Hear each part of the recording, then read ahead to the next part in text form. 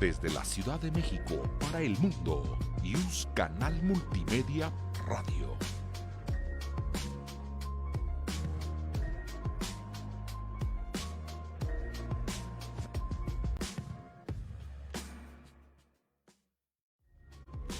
News Canal Multimedia, derecho a tus oídos. Desde la Ciudad de México para el mundo, News Canal Multimedia Radio.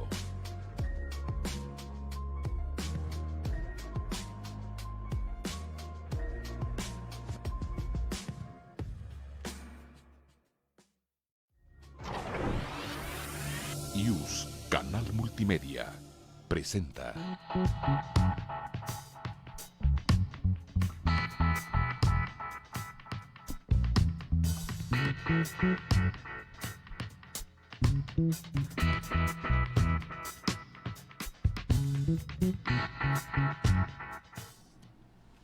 Muy buenos días, comunidad UNAM, comunidad Eje. Buenos días, Nancy. Hola, ¿cómo estás, Merito? Gracias. Hoy ustedes nos ven por acá solamente a nosotras dos, pero tenemos a un invitado a través de Zoom, al maestro Jesús Ángel Cadena Alcalá. Buenos días, maestro, ¿cómo estás? Hola, muy buen día. Gracias por la invitación, Berito, Nancy. Un gusto saludarlas y compartir este espacio con ustedes. Muchas gracias nuevamente por abrir el espacio para este debate. No, y muchas gracias a ti por aceptar participar en la escuela, como ya les habíamos comentado desde la semana pasada. Por ahí en el tribunal tenemos la FIL, tenemos más tarde un observatorio de sentencias, tenemos una sesión de la Masterclass en Justicia Constitucional. Hoy estamos llenos de eventos y por eso es que el maestro Cadena se está conectando. Y hoy vamos a conversar sobre libertad de expresión y actos anticipados de campaña. Y antes de comenzar, ustedes saben que tenemos nuestra trivia electoral y la trivia electoral de hoy tiene que ver con libertad de expresión.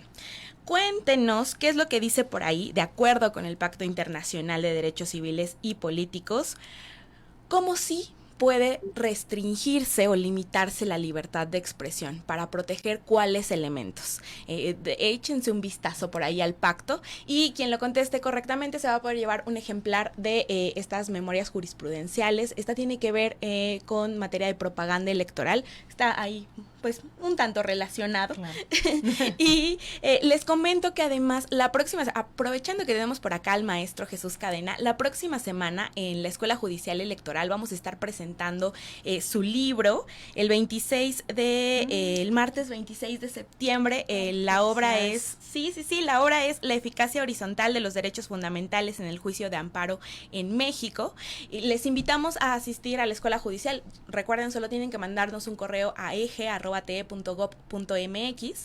para que puedan asistir. Es el martes 26 y por ahí los esperamos. Muy buena invitación. Exacto. Y entonces, además, para abrirle espacio a nuestro invitado, que pues es uno de los expertos de este país también en temas de derechos humanos. Sí. Y que, ¿por qué no nos cuentas, Jesús, acerca de este tema además que toca con lo electoral, que es acerca de la libertad de expresión en materia electoral? Cuéntanos, Jesús.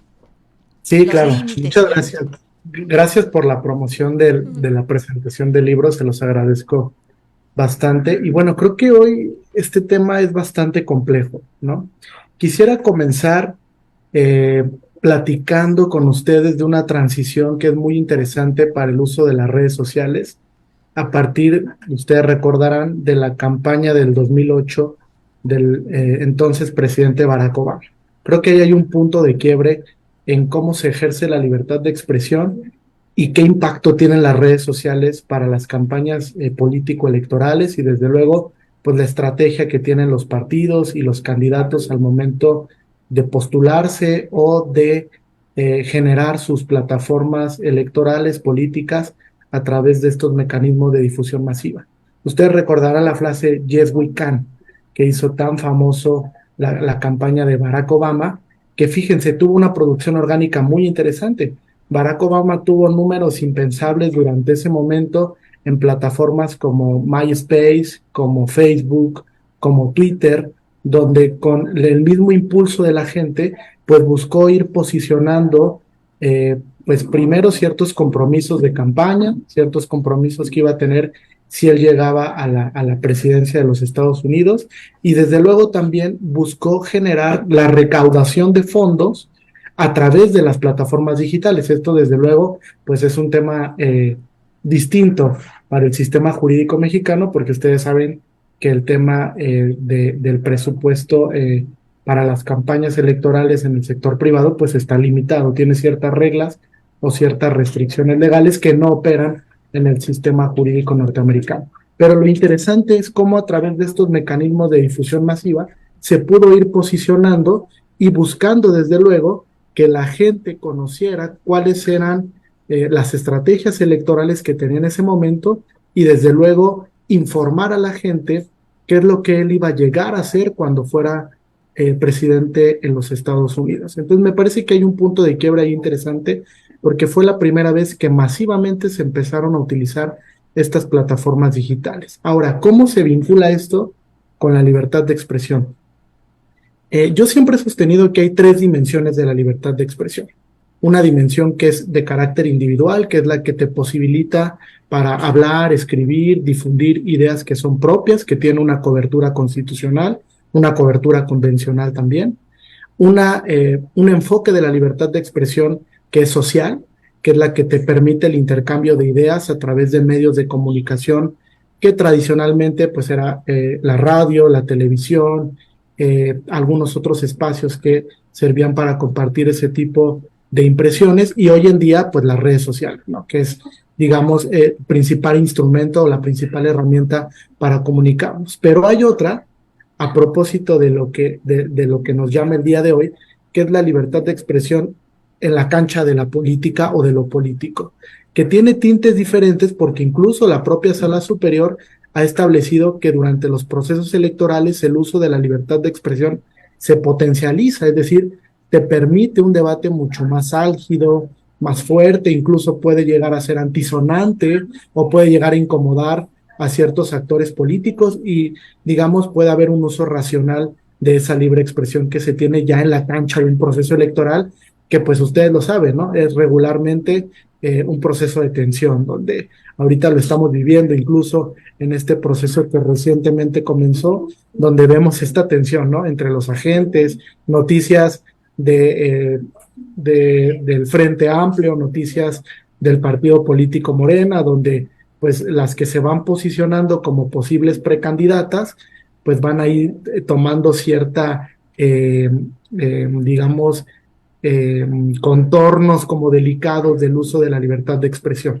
Hay un punto aquí interesante que incluso mencionaba Vero, sobre las restricciones, ¿no? Ya dijimos que hay una triple dimensión.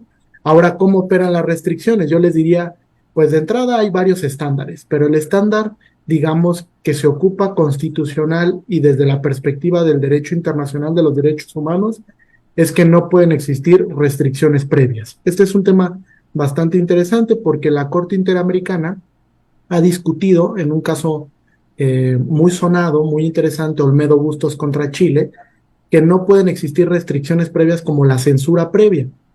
Entonces, que las restricciones, caso por caso, se van analizando, y hay ciertas metodologías.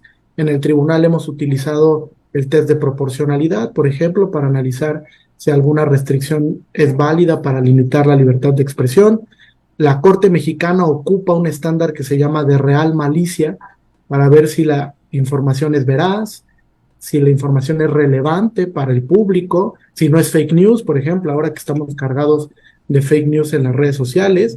Y también la Corte Interamericana ha diseñado un estándar que llama test de libertad de expresión, que configuró en una sentencia, que les invito a leer, es una sentencia muy interesante, Fontevecchia y de Amigo contra Argentina, donde revisó como dos puntos interesantes a propósito ya del campo de lo político.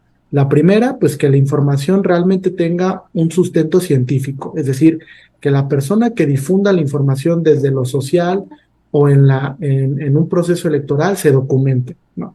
Que realmente sea información que no le mienta a la ciudadanía, que la ciudadanía sepa que esa fuente de información es veraz y que la puede compartir incluso, ¿no? Porque yo creo que hay una cierta responsabilidad ciudadana detrás de qué informamos, cómo lo informamos y dónde lo informamos.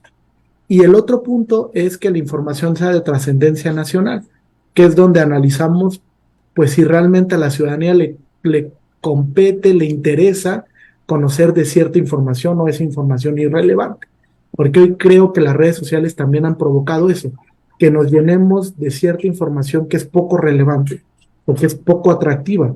Y creo que en materia electoral es muy importante que la ciudadanía sí conozca lo que es relevante de un proceso y qué no es relevante para un proceso electoral y cómo se distribuye esa información. Entonces, creo que esos tres contornos de la libertad de expresión y el tema de los posibles escenarios de restricciones como el debate más interesante desde el derecho internacional de los derechos humanos y desde la perspectiva que tenemos hoy del derecho constitucional, desde criterios de la Suprema Corte y desde criterios de la Sala Superior. Ese es como el preámbulo que podría anotar de la libertad de expresión. ¿Y cómo se vincula este tema de la libertad de expresión con posibles actos anticipados de precampaña o de campaña? Es decir, ¿qué es lo que nos han dicho las autoridades electorales al respecto? Fíjate, ahí se pone más interesante y pues Nancy es también conocedora del tema, ¿no? A propósito de que ahora está en esta terna para integrar la sala regional especializada. Yo te diría, hay un reciente criterio, incluso les puedo compartir el dato, que es un criterio muy interesante, incluso lo hemos discutido aquí en la Escuela Judicial Electoral, que es el tema de la justiciabilidad de la vida interna de los partidos políticos. Hay dos casos que son muy interesantes para esto, recientemente vinculados con el proceso electoral que ya está en camino y que pues se relaciona evidentemente con lo que los partidos políticos pues fueron generando como actos, se podría decir, anticipados de precampaña, aunque la Sala Superior pues no los calificó de esta manera. Uno es un recurso de apelación 138 del 2023 y el otro es un recurso de reconsideración 138 del 2023. Estos dos casos, ¿por qué son interesantes? Hay otros más, pero ahí la Sala Superior analizaba precisamente este tema de los actos anticipados de campaña y la violación al principio de equidad en la contienda, vinculado desde luego pues con el ejercicio de la libertad de expresión. Y fíjense, ahí hay un tema muy interesante porque podríamos sostener que hay un vacío legal en el sentido de que pues tradicionalmente está regulado cuáles son los ámbitos temporales en los que un candidato o precandidato puede ejercer ciertos actos vinculados con posicionarse frente a los miembros de un partido o frente al electorado, pero hoy día vemos que los partidos políticos realizan actos previos a que inicie formalmente el proceso electoral. Y eso contamina de alguna manera el ambiente electoral porque no fue solo un partido o solo un candidato, fueron todos los partidos y todos los actores políticos. Entonces digamos que ahí entre fuego amigo y fuego de otro partido, pues empezaron a cuestionar este tipo de actos, como el registro que tuvo el Frente Amplio por México, también el registro que tuvo Morena para generar esto que llamó la coordinación de la Cuarta Transformación. Y cuando llega el asunto a la Sala Superior, pues se enfrenta a un problema primero normativo, ¿no? De decir, oye, esto no está en la ley, ¿cómo tengo que proceder? Y la Sala al final, jurídicamente, desde luego, sostiene que son actos que pertenecen a la vida política del partido, es decir, son actos orgánicos o intrapartidarios de autoorganización del partido, donde están postulando a un representante que va a dirigir los trabajos del partido político. Y en esa tesitura validó ese tipo de actos, incluso le ordenó al Instituto Nacional Electoral que emitiera unos lineamientos para tratar de regular el tema y que no se saliera de la cancha de la fiscalización, por ejemplo, que es un tema bastante complejo, y que también de alguna manera pues se limitara el uso de la libertad de expresión durante ese proceso. Por decirlo de alguna manera, el límite es una palabra muy fuerte, ¿no? Siempre que utilizamos límites como, oye, me estás censurando, no necesariamente. Es tratar de regular que la libre expresión no se desborde porque tampoco es un derecho absoluto. Entonces, digamos que fue la mejor salida entre todas las posibles. Pero creo que ahí se está cometiendo dos cuestiones. Uno, es un ilícito atípico, esto no pasaba antes. Prácticamente los partidos se ceñían a la temporalidad en la que podían realizar actos de precampaña y de campaña, y creo que es un fraude a la Constitución también, ¿no? Y los partidos saben que están cometiendo este fraude, pero ante la ausencia de regulación normativa, pues de alguna manera tienen para dónde moverse para validar este tipo de actos. Ahora se vuelve más complejo, porque todo parece indicar que estas coordinadoras de la Cuarta Transformación y del Frente Amplio son las futuras precandidatas. Entonces, eventualmente pueden llegar estas impugnaciones a la sala superior y habrá que ver cómo nos pronunciamos, ¿no? Sobre todo porque vemos que ahora ya hay ciertas impugnaciones dentro de los partidos políticos. Marcelo Ebrard hace poco hizo público que presentó una impugnación dentro de Morena para cuestionar la validez de las encuestas, y ese tema eventualmente llegará a la justicia electoral. Entonces creo que se ha complicado mucho esto de los actos anticipados. Creo que hoy estamos en un terruño como muy medio escabroso, como de claroscuros, donde entre la ausencia de definición normativa y, digamos, la posición que tiene que jugar la justicia electoral, pues se vuelve complicado, ¿no? Se vuelve complicado el decir qué tipo de sanciones va a haber si en realidad sí cometiste un acto anticipado de precampaña o empiezas a cometer actos anticipados de campaña cuando apenas vamos a entrar a un proceso de precampaña. Entonces, sí se ha vuelto muy tormentoso el tema. Entiendo la posición también del tribunal. El tribunal es un árbitro judicial, pero a veces cuando llega un tema tan complejo desde el terreno político, pues al tribunal le cuesta trabajo definir porque sabe que la sentencia va a tener un impacto social. O sea, no se trata nada más de decir, cancelen todo, que todo el mundo pare, ¿no? Creo que trasciende más allá de lo jurídico. Y el tribunal, evidentemente, es un tribunal también que juega en el terreno de la política. No hay que olvidarlo. Entonces, al final de cuentas, creo que ahí se vuelve un tema muy vinculado entre la libre expresión y los actos anticipados. Sobre todo, y esto yo también lo he platicado con Nancy, porque creo que hay una sobreregulación. O sea, tenemos muchas prohibiciones en la Constitución. Prohibiciones del 134, promoción personalizada, tenemos prohibiciones para que en cierto periodo no lo puedas hacer, tenemos la prohibición de veda electoral, que también de alguna manera impacta en la libre expresión, y que vemos que son poco funcionales, ¿no? Al final tuvimos el caso de los influencers en el proceso electoral anterior, y ahí nos dimos cuenta que la veda electoral en realidad es una prohibición que es poco funcional desde el punto de vista constitucional. ¿Por qué? Porque a los partidos se les hace fácil violar la veda electoral, porque tal vez no hay una consecuencia jurídica tan fuerte que impacte en la vida de los partidos políticos, ¿no? Más allá de una posible nulidad de elección, que yo siempre he dicho no es una sanción. O sea, la nulidad de elección es un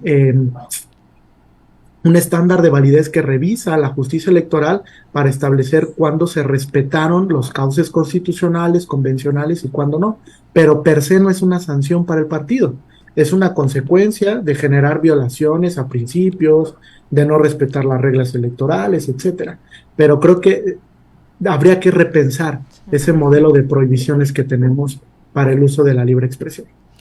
Y planteabas además este tema, yo me quedé en tu participación sobre si hay esta posible vulneración de las reglas por parte de los partidos políticos, también hay un posible pues fraude a la Constitución, y también está el aspecto de la ciudadanía, ¿no? Porque sería considerar por parte de los actores políticos y las propias autoridades que la ciudadanía no nos damos cuenta de qué se trata en estos procesos que, si bien tienen que ver con un tema intrapartidista, pues en realidad también tienen miras hacia un tema de una candidatura, ¿no? Entonces, incluso puede resultar un tanto contraproducente cuando hablamos de esta cultura política, cultura democrática, porque podría parecer que se están avalando de cierta forma como que se lleven a cabo este tipo de actos, pues un poco ahí jugando en el margen de la ley.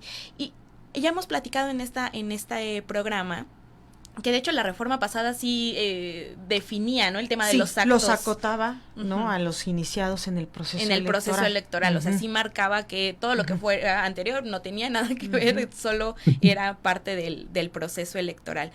Y pues sí, ahorita que dijiste lo del electorado, tienes un punto también interesante, porque podremos también considerar que hoy la ciudadanía tiene esta capacidad de discernir y decir, bueno, estos que actuaron de esta forma, pues los sancionaré, ahí sí con el no votando, ¿no?, a favor de ellos. Entonces, también me parece que hay que confiar más en esa parte, Sí. ¿no? Donde hoy hay una información que llega por múltiples vías, no solo por la radio y la televisión.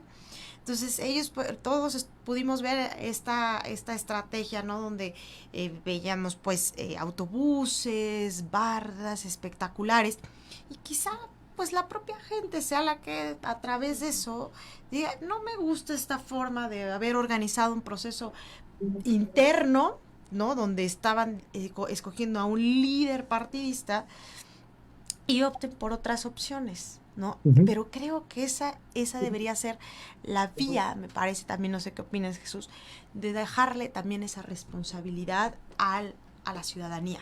Sí, y también me quedé con el tema de, a lo mejor tendríamos Ajá. que replantearnos este modelo Sí. de comunicación, ¿no? Que No, lo bueno, hemos definitivo, mencionado mucho, porque quizás no se ajusta del todo al contexto de la contienda electoral y a este tema de una Sí. mayor libertad de diálogo, incluso como fuerte, para poder acceder a un cargo público. Cuéntanos, Jesús, ¿cómo te imaginas este modelo ideal de comunicación política?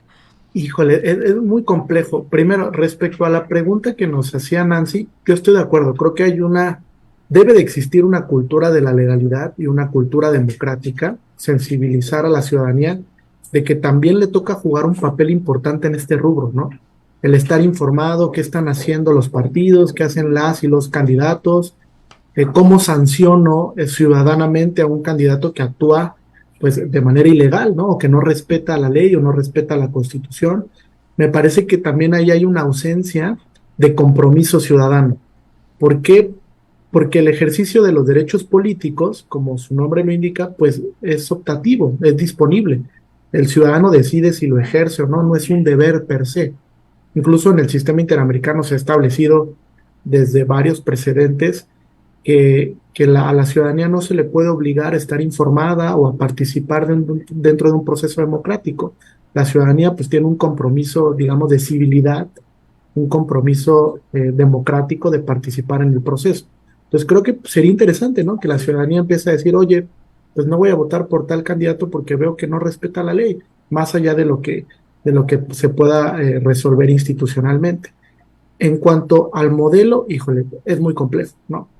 Yo diría, de entrada, hay que analizar muchas de las prohibiciones o restricciones constitucionales para ver si realmente son eficaces o no. O sea, estamos plagados de un sistema de reglas que prohíbe muchas cosas y no hemos analizado si esas prohibiciones realmente, primero, son compatibles con el derecho internacional de los derechos humanos y segundo punto, si son útiles para el sistema democrático mexicano, ¿no? El segundo punto, creo, hay que analizar una regulación mesurada de las redes sociales. Creo que eso sí es muy importante, porque hoy vemos que tienen un impacto impresionante. La sala regional especializada pues se ha dado cuenta de qué impacto tienen las redes sociales hoy para los procesos electorales, incluso para la vida democrática fuera del proceso electoral. O sea, las redes sociales hoy tienen un impacto sumamente significativo y hay una ausencia legislativa. Sí creo que hay un legislador apático en estos temas. O sea, no sé si porque el reto es importante de regular el tema o porque simplemente se da cuenta de que la no regulación es más conveniente, ¿no? Tal vez. Pero sí me parece que hay que tomar en cuenta esto, sobre todo porque la ley de comunicación social, fíjese, tiene como un pasado muy medio oscuro. Primero, el legislador cayó en una omisión legislativa donde la Corte lo obligó a emitir la norma en materia de comunicación social. El legislador cumple con el mandato de la Corte en un amparo en revisión y emite una ley que después se impugna en acción de inconstitucionalidad. Y si no me falla la memoria, está pendiente de resolver esa acción de inconstitucionalidad sobre la ley de comunicación social, que creo no abarcó todos los puntos medulares y las necesidades que tenemos en el contexto político y en el contexto electoral. Entonces sí me parece que hay varios puntos que tocar. La prohibición de compra de radio y televisión también es otra restricción que pues, la Sala Superior ha validado, pero la validó por el criterio de la contradicción de tesis 293 del 2011. En realidad no le entró al fondo sobre si la prohibición respeta derechos, es compatible con la libre expresión, que un candidato independiente no pueda comprar tiempo de radio y televisión es compatible con el derecho internacional de los derechos humanos? O sea, hay ciertas preguntas ahí en el tintero que nos tenemos que replantear y reformular o dar una respuesta diferente a la tradicional, porque sí creo, comparto esta impresión, Vero, que el modelo no es óptimo. O sea, el modelo como está ahorita no nos ha servido. Reitero, ahí está el claro ejemplo de los influencers. O sea, a un partido político se le hace fácil contratar con millones de pesos a influencers que tienen, digamos, un impacto social muy interesante, influencers que tienen desde 10,000 hasta millones de seguidores, lo documentó la Sala Superior, lo documentó la Sala Regional Toluca, que fue a la que le tocó resolver ese tema, y creo que si a un partido se le hace fácil violar la veda porque consigue más de la violación que de la propia sanción, pues ahí hay un déficit normativo. O sea, hay que replantearnos ese tipo de cosas. Y hay que replantearnos por qué ese modelo de comunicación, digamos, no es compatible con las nuevas herramientas de comunicación digital que tenemos y de comunicación masiva, las aplicaciones, el terreno de las redes sociales, etcétera. Entonces, yo insisto, es muy difícil la regulación, pero habrá que analizarlo. Y creo que ahí también hay que acercarnos de un tema multidisciplinario. Nosotros como abogados, abogadas, pues no lo podemos regular.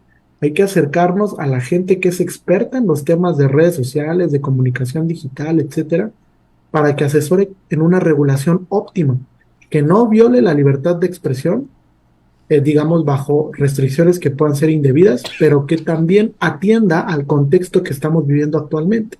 Un contexto donde hoy, por lo menos en el terreno electoral, le apuestan más a las redes que al tema de la comunicación por los medios tradicionales, porque ven que es poco funcional o porque ven que las redes son más económicas y llegan a más gente que generar un meeting donde a lo mejor va a llegar poca persona y el impacto que voy a tener no va a ser tan trascendental como si yo subo un Twitter, como si subo un video, como si subo un post, como si creo un blog.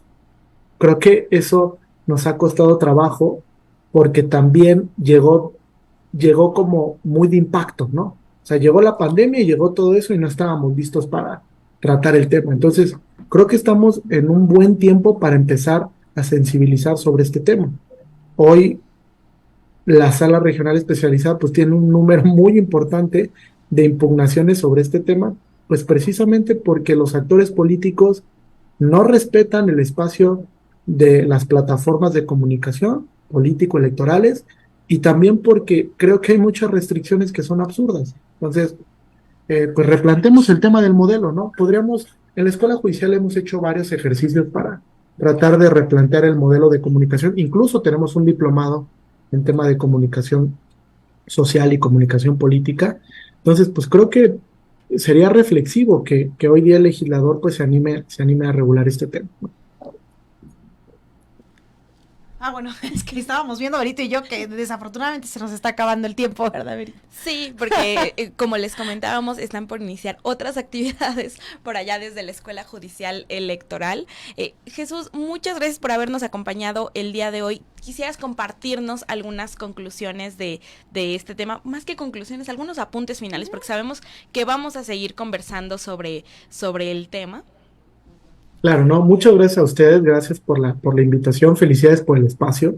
Creo que es muy importante que la ciudadanía pues empiece a debatir sobre estos temas de libertad de expresión y que conozca qué se está haciendo desde la justicia electoral en los procesos electorales, en los procesos de partidos políticos. Yo apuntaría que, bueno, creo que hoy el tema de la libertad de expresión pues es fundamental para la democracia. La Sala Superior, en el ámbito nacional y en el ámbito interamericano, pues hay muchos apuntes sobre el valor que tiene la libertad de expresión, cómo ejercerlo de manera correcta. Yo invitaría también a no contaminar el espacio de la libertad de expresión a través de noticias falsas o noticias irrelevantes que hoy día las vemos a diario en muchos espacios. Y también una invitación, pues o sea, creo que es una retórica interesante, pero una invitación a que se respete la ley, ¿no? O sea, no tendría yo que invitar a esto, pero creo que hay un déficit en la cultura de la legalidad. O sea, en realidad estamos, como decía Dorgen, estamos muy acostumbrados a violar la ley porque se vuelve atractivo, sobre todo cuando no hay sanciones, pues se vuelve medio atractivo estar ahí vulnerando la norma. Entonces yo invitaría a los que están participando en este proceso electoral a que respeten la norma, simplemente, a que juguemos en cancha pareja, a que respetemos el principio de equidad en la contienda, a que realmente garanticemos los principios constitucionales, y creo que teniendo ese ambiente de cultura de la legalidad, pues no habrá que regular tanto o sobreregular el sistema. O sea, sí es un tema de sensibilización de todos los que participamos en estos procesos democráticos, volvernos sensibles de qué sí podemos hacer, qué no, qué está prohibido por la norma, a qué nos vamos a enfrentar si lo hacemos,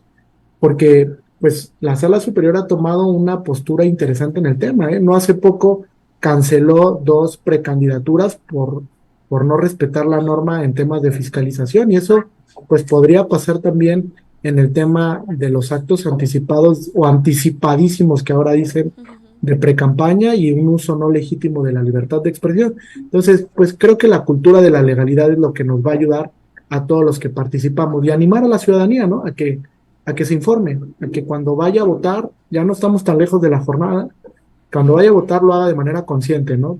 Buscando pues el mejor escenario para el país. Yo tengo mucha fe en que este país se puede transformar siempre, y creo que pues somos parte de un sistema institucional al que le debemos y al que de alguna manera pues tenemos que ir mejorando caso por caso, y que sigan las actividades de la Escuela Judicial Electoral. Pues bien, muchísimas gracias, Jesús, y yo reitero la invitación que nos hacía hace un rato el maestro Cadena al respecto del diplomado en comunicación política de la Escuela Judicial Electoral. Cada mes tenemos nuevas convocatorias a nuestros distintos diplomados, entonces pueden seguir nuestras redes sociales, revisar el micrositio, ahí están siempre publicadas las convocatorias, las fechas de registro y otros datos. Muy bien, Nancy, pues nos vamos. Pues muy bien, nos despedimos entonces. Nos despedimos, muchas gracias y nos vemos el próximo jueves. Gracias. La Facultad de Derecho agradece a quienes realizaron este programa, conductores, invitados y productores, quienes participan de manera honoraria. En News, Canal Multimedia, Derecho a tus oídos.